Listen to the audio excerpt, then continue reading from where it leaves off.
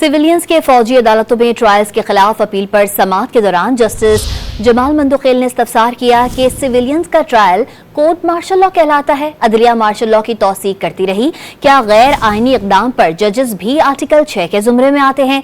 Justice Musarrat Hilali ने कहा, अगर कोई आर्मी अफसर आइन को मुअत्तल करता है तो क्या सजा है?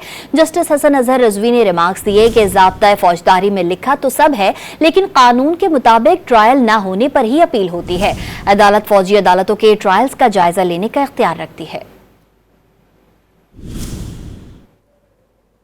सिविलियंस के फौजी अदालतों में ट्रायल्स के खिलाफ अपील पर समाअत के दौरान जस्टिस जमाल मंदुखेल ने इस्तफसार किया कि सिविलियंस का ट्रायल कोर्ट मार्शल लॉ कहलाता है। अदलिया मार्शल लॉ की तौसीक करती रही।